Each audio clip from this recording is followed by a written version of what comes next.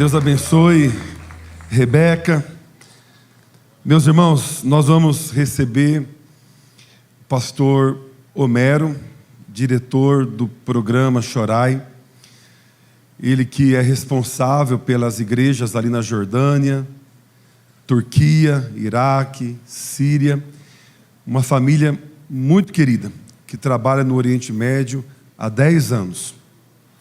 Todos sabem que o mundo todo está olhando para Israel, mediante tudo que está acontecendo lá nesse momento. E o pastor Homero com a sua família, eles vivem nesse contexto, né? Agora, daqui a alguns meses, nós estaremos enviando mais um casal, o missionário Marcos e a missionária Thaís, casal que será enviado para a Jordânia, para estar ao lado do pastor Homero. Eu gostaria que a igreja recebesse esse servo do Senhor, aplaudindo o Senhor Jesus.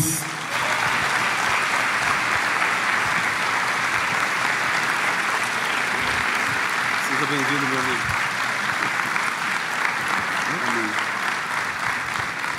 A graça e a paz, irmãos, podem se assentar. E eu começo fazendo uma pergunta para vocês, que no ano de 2012 me foi feita quando eu tive o privilégio de estar na casa de um famoso missionário, conhecido como Irmão André, lá na Holanda. E quando ele soube que eu tinha paixão e interesse pelo Oriente Médio, a primeira pergunta que ele fez para mim é: Homero, você já orou por um terrorista hoje? E eu nunca me esqueço daquelas palavras, porque a verdade é que eu nunca tinha orado até então. Diante de tudo que a gente está vendo na mídia agora, parece que está crescendo no coração da igreja, aonde deveria haver graça, amor, misericórdia, um ódio por pessoas que, como eu e você, são merecedoras do amor de Deus, por pessoas que, a despeito da brutalidade, da possessão demoníaca, do terrorismo, do assassinato, da tragédia que a gente viu nesses últimos dias, também foram objeto de graça do nosso Senhor Deus, que morreu por elas na cruz, da mesma forma que por mim e por você nessa manhã. E eu espero que, enquanto eu compartilho um pouquinho do que a gente está vivendo hoje lá no Oriente Médio, ecoe as palavras de Isaías: a quem enviarei? Porque essa gente agora lá na faixa de Gaza, seja gente inocente, sejam assassinos, estão morrendo sem conhecer o amor de Cristo. Da mesma forma que muitos daqueles que estavam ali na rave, israelenses, europeus, brasileiros, que morreram sem conhecer essa graça que nos salvou. Que nessa manhã você seja desafiado, assim como nós já fomos, com tudo que ouvimos dos missionários que passaram por aqui, a olhar para o mundo com os olhos de Cristo. Porque o que eu tenho visto nas redes sociais esses últimos dias é só o ódio que Satanás gostaria que o mundo e a igreja tivesse para com esses povos. Ontem à tarde, quando estava vindo já para cá, para a abertura do simpósio, recebi uma mensagem lá da Jordânia, de uma das minhas obreiras brasileiras, a missionária Amanda, com 2 gêmeos, sozinha na casa, porque o seu esposo, o pastor Rael, está aqui no Brasil, assim como eu, pregando igrejas. Eu vim para 8 dias, e ele por 40, sozinho, porque não tinha recursos para pagar as passagens para a família vir. E a Amanda disse assim, lá no nosso vilarejo, em Furreis, como o pastor Edson tinha dito há pouco: aqui em casa, por volta de 4 e pouco da tarde, eu ouvi uma rajada de tiros. Parecia ser na avenida, eu acho que era na rotatória principal, perto da igreja. Logo em seguida, todo mundo começou a gritar, e algumas pessoas começaram a declarar palavras de guerra, cantando. Passaram-se uns 10 minutos e outras rajadas de tiro começaram. E aí parou e as coisas ficaram mais tranquilas. 700 mil palestinos refugiados na Jordânia. prontos para, se for necessário, fazer uma bagunça na Jordânia, assim como tem tentado nesses últimos dias, mas prontos para tentar entrar em Israel. A Jordânia colocou tanques de guerra esses últimos dias em todos os lugares principais da fronteira.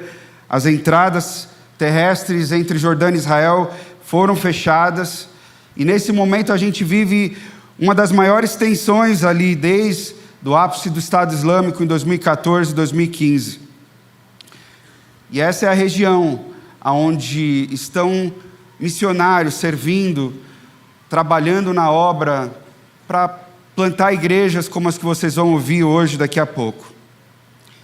A minha esposa e eu, nós não estamos nesse momento agora na Jordânia, ainda temos aí mais algumas semanas encerrando o nosso ciclo sabático.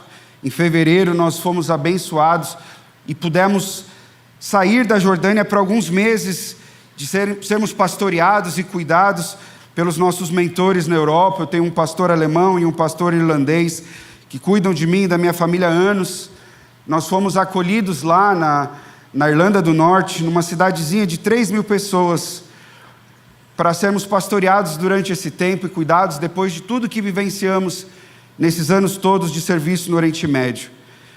Mas esses dias todos, desde que eu cheguei aqui, o meu coração e o da minha esposa é de estar lá, na nossa igreja, com os nossos missionários e cuidando da nossa família naquele lugar, porque é para isso que Deus nos chamou.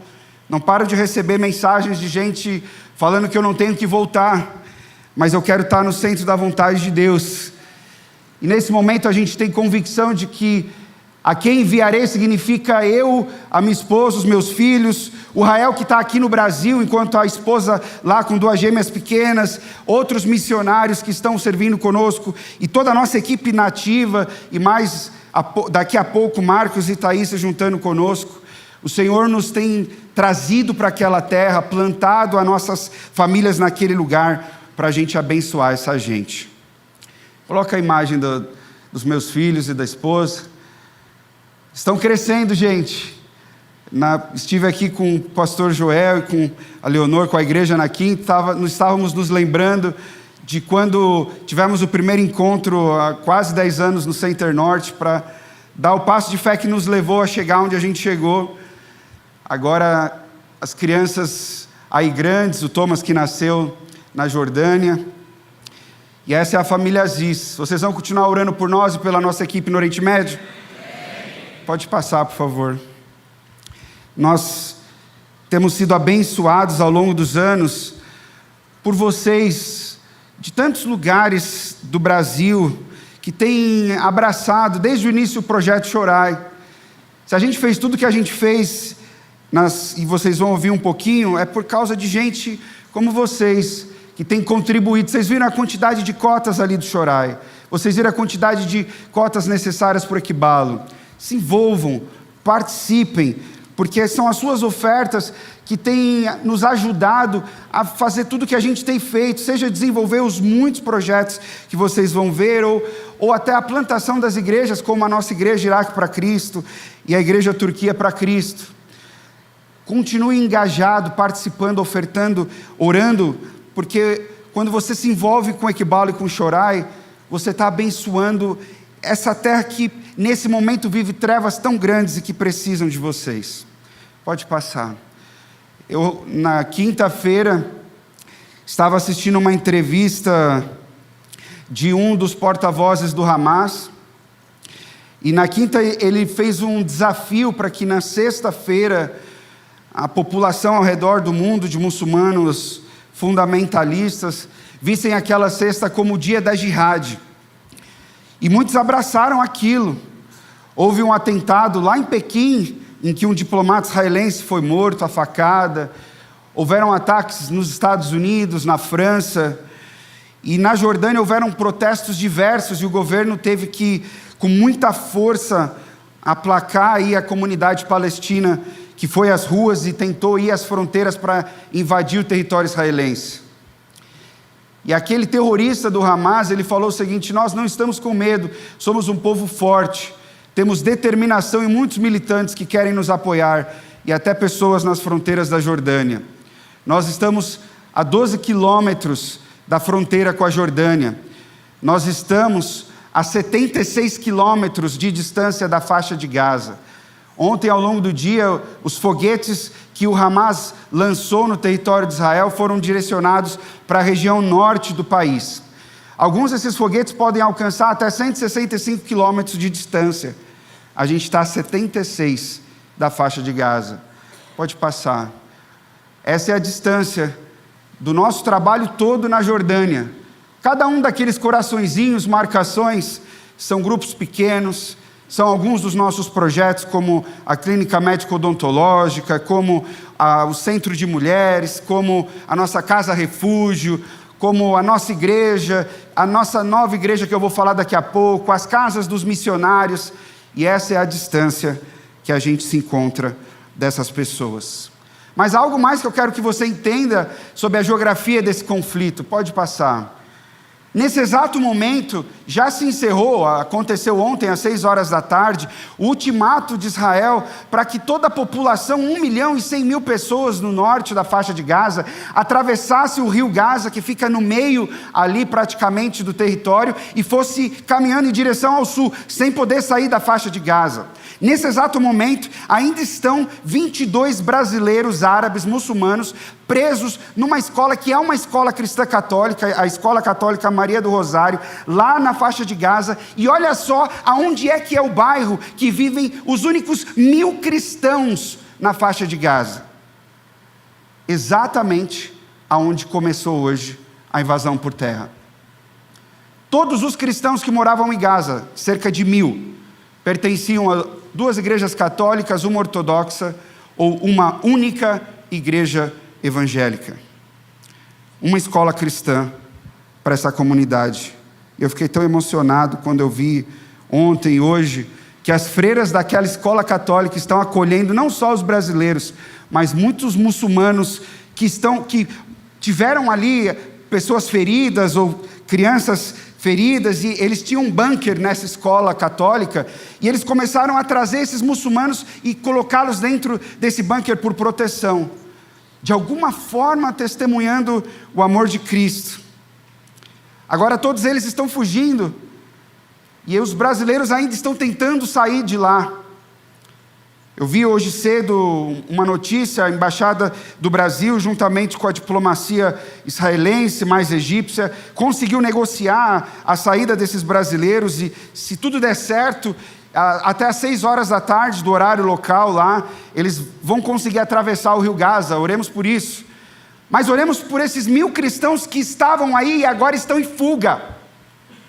A mídia não fala deles. Irmãos nossos.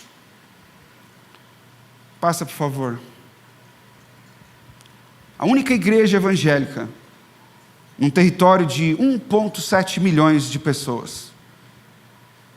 Pastor Hanna, meu amigo, ficou nessa igreja por 12 anos, servindo como pastor, até que as ameaças de morte começaram a chegar. Ele tinha um ministério muito ativo com os muçulmanos, ele trabalhava em parceria com a Sociedade Bíblica Palestina. Pode passar. E ele trouxe lá da Cisjordânia, de um território seguro, na cidade de Belém, uma cidade com uma grande população cristã, um maluco, Rami Ayad, trabalhava no banco, era gerente. Mas quando Deus falou, a quem enviarei? Ele orou ao Senhor e disse, eis-me aqui, Senhor. E pegou a esposa, e eles se mudaram para a faixa de Gaza. Não precisava. Num culto que ele pregou em Belém, culto de envio, perguntaram para ele assim, se ele tinha medo do que o Hamas podia fazer com ele. Ele respondeu, o que é que eles podem fazer comigo? A única coisa que eles podem fazer é me matar, e se eu morresse então seria por Cristo. 2006, ele estava saindo do pequeno escritório da Sociedade Bíblica Palestina, com a esposa grávida e 2 crianças já pequenas. O Hamas sequestra ele, e ele toma 6 tiros nas costas. Eu estive com a viúva em diferentes ocasiões, fiz muita amizade com a família, com o Ibrahim, que é o irmão, e com a Pauline, que é a viúva. E a Pauline tem tanto a ensinar para nós, igreja brasileira hoje. Quando a gente esteve com ela, e a missionária Eliane que está aqui, lá veio de Teresina, está por aí, está lá no fundo, lá ela estava nesse encontro. Quando eu perguntei para ela falar um pouco de como tinha sido lidar com o assassinato do seu marido na faixa de Gaza, ela me falou assim, eu tenho anotado: fiquei muito arrasada após a morte do meu marido. E eu odiei com todas as forças as pessoas que fizeram isso. O veneno do ódio atuou em minha vida até se tornar insustentável. No entanto, o Espírito Santo, de forma gentil, mas insistente, continuou sussurrando no meu coração até que eu não conseguia mais carregar aquele ódio. Foi então que o Senhor derramou sobre mim perdão, e eu consegui perdoar aquelas pessoas que mataram meu querido Rami, e por aqueles que eu costumava culpar. O meu coração foi finalmente liberto, e eu ouvi o Senhor dizer para mim: não é todo mundo que pode ser chamado de esposa de mártir. Eu aprendi naquele dia que o perdão é uma escolha. Esse é o testemunho de gente que está lá agora. Esse é o testemunho de pessoas que, no meio das coisas mais terríveis e brutais que estão acontecendo nesse momento, vivem o Evangelho de Jesus Cristo. Ontem a gente ouviu aqui o nosso querido pastor Paulo Lutero, e ele estava falando sobre as coisas que você pode tirar, e o Evangelho continua sendo Evangelho. Uma coisa que você tirar, e aí não é mais Evangelho, é o perdão. Cristo nos perdoou, mesmo nós sendo imerecedores de graça, de misericórdia. Ele manifestou esse perdão, dando a sua vida por nós. E para todos nós que o recebemos hoje, nós podemos ter paz com Deus. Então, você quer saber como você tem que orar para que haja paz em Jerusalém? Não é para que Israel acabe com a faixa de Gaza e que esses assassinos todos sejam e aí mortos e retirados da face da terra. Não é isso. Mas é para que essa gente possa ter paz com Deus. E paz com Deus significa um perdão que só o Senhor Jesus Cristo pode trazer para elas. Elas precisam conhecê-lo. Elas precisam se entregar para Ele. Passa, por favor. Jesus, Ele disse assim: vocês ouviram o que foi dito: ame o seu próximo e odeie o seu inimigo. Mas eu lhes digo: amem os seus inimigos e orem por aqueles que os perseguem. Não é essa a mensagem que eu vejo nas redes sociais aqui no Brasil agora. E eu sou humano. Você acha que quando no sábado de madrugada eu comecei a receber mensagens dos meus amigos judeus messiânicos ali do sul de Israel, muitos deles em kibbutz, próximos a esses em que houveram essas faxinas, você acha que eu não queria que esses homens morressem e houvesse justiça e que eles fossem liquidados da face da terra? É lógico, esse é o Homero. Mas em Cristo eu não posso olhar para o mundo mais com os mesmos olhos. Ai de mim, 2 pesos, 2 medidas, eu, pecador, pobre, miserável homem que sou, posso receber da graça de Deus, mas esses que fizeram essas atrocidades não? Da cruz Jesus disse: Pai, perdoa-lhes, pois não sabem o que fazem. Quando eu e você entendemos que o amor é a única saída para a paz, isso significa levar essa mensagem àqueles povos, não vai haver mudança. Essa guerra não vai acabar. É o ciclo do ódio que Satanás queria, e a gente parece que às vezes como igreja alimenta. Passa, por favor. Você deve ter ouvido falar desse homem. A história é verdadeira. O Mossab Hassan Youssef, filho de um dos líderes do Hamas, se converteu, entregou a sua vida para Cristo, passou a servir ao Senhor. Deus mudou a história desse homem. E esses dias ele falou assim: quando o amor de nosso Senhor está no coração de um homem, esse homem age de forma totalmente diferente. As pessoas no mundo não querem admitir isso por causa de quem eu era antes. Se elas admitirem que o que mudou a minha vida foi Jesus Cristo, elas reconhecerão que Ele existe. O mundo não quer paz para Israel, porque a verdade é que a única forma de haver paz em Israel é Jesus Cristo no coração dessa gente. Ele fala assim: hoje eu creio que o islamismo é a maior mentira da história humana. É desse jeito que eu creio. E os muçulmanos são vítimas dessa mentira. Se o preço para espalhar a mensagem de amor for o meu sangue ou minha vida, que assim seja. Eu não desejo morrer, mas provavelmente esse é o melhor jeito de divulgar a mensagem. Eu continuarei fazendo o que tenho que fazer, o que é certo fazer, e se o resultado for me matarem por essa causa, todos vão morrer algum dia. A quem enviarei? São confirmadas mortes, eu estou falando agora de terroristas, segundo os dados da IDF, que é o exército israelense, 1.900 alvos atingidos. Mas já chegam a quase 3.000 mortes na faixa de Gaza. Terroristas e inocentes, que estão morrendo a cada foguete que cai sem conhecer a Cristo. E tem gente celebrando isso.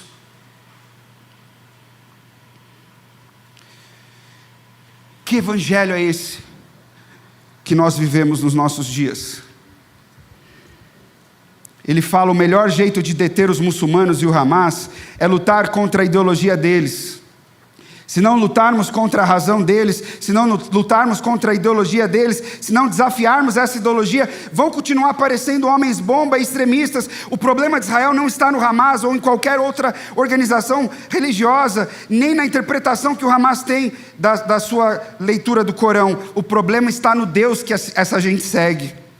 Eles precisam conhecer o nosso Deus, que é o Deus verdadeiro. Palavras de um dos filhos do Hamas, filhos de um dos fundadores. Essa é a mensagem do Evangelho. Eu queria chamar o pastor Ronaldo Rampazzo, que tem um coração voltado para a face de Gaza. Há muitos anos a gente vem falando: a gente tem que entrar em Gaza. E a gente vai orar agora. Coloca os pedidos na tela, por gentileza. Só que a gente vai orar, eu vou pedir já para que você fique de pé. Eu quero que você ore com esse coração do Evangelho, esse coração de perdão, de graça, de misericórdia. E você vai orar por esses cristãos em fuga na faixa de Gaza. E a gente vai orar pelos judeus messiânicos, que são muitos ali, nos arredores da faixa de Gaza, porque são comunidades mais baratas, e os judeus messiânicos acabam se reunindo em alguns kibbutz, estão lá no sul de Israel, nas proximidades da guerra. A gente vai orar por esses terroristas que precisam do amor de Deus. E a gente vai orar pelos ateus, porque muitos desses israelenses, 63% da população de Israel, se declara ou agnóstica ou ateia. Então o cara pode dizer: eu sou judeu, como um católico diz aqui, eu sou católico, mas ele fala que você acredita em Deus. Não, Deus não existe. Estão morrendo, precisam de Jesus. A gente vai orar por eles. E a gente vai orar para que haja a paz verdadeira ali naquela região. Pastor. A paz do Senhor, meus irmãos. Nós vamos orar porque esse ódio que existe e é estimulado dos dois lados não coaduna com a loucura do Evangelho. Porque a loucura do Evangelho, ela semeia perdão, amor, aonde o ódio quer prevalecer. Eu sei do que é esse ódio, porque eu fui criado num lar antissemita, racista e ateu.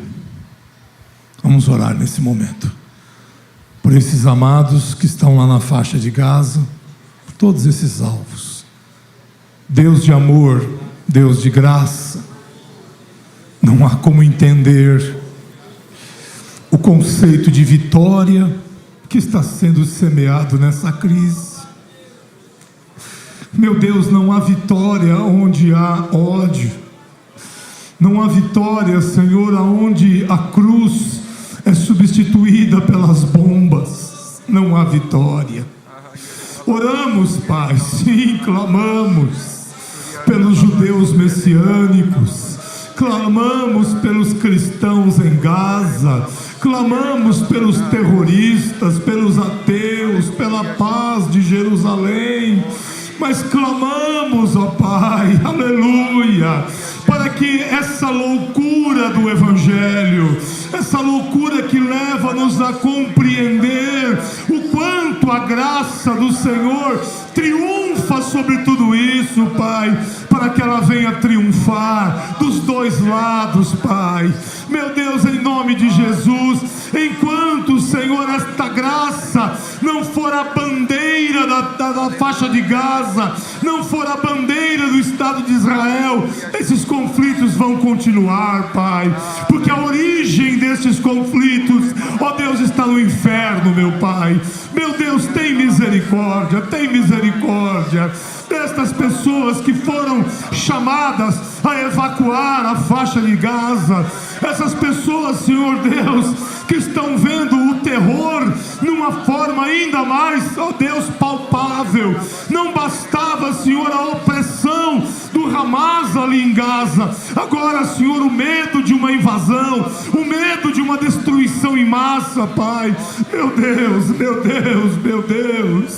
oh meu Deus, em nome de Jesus, meu Deus, oh meu Senhor, entra com a tua misericórdia, entra com a tua graça, entra com a tua bondade. Meu Deus, levanta a igreja brasileira para clamar e não para ficar postando essas coisas absurdas, Pai. Meu Deus, é tempo de chorar, não é tempo de esperar vitória de lado nenhum, mas é tempo de chorar aos teus pés e de clamar, meu Deus, que em nome de Jesus a cruz triunfe, meu Pai, a cruz triunfe, meu Deus. Ah, Senhor, naquela região tão sofrida, Senhor, tão necessitada deste amor maravilhoso, Senhor. Guarda os missionários, os pastores, as suas famílias. Guarda esse povo, Pai. São inocentes que estão morrendo dos dois lados. Tem misericórdia, Senhor, tem misericórdia. Em nome de Jesus nós te pedimos. Em nome de Jesus. Amém. Amém. Obrigado, pastor Homero. Pode se assentar. Eu espero que nos próximos dias vocês mantenham esse coração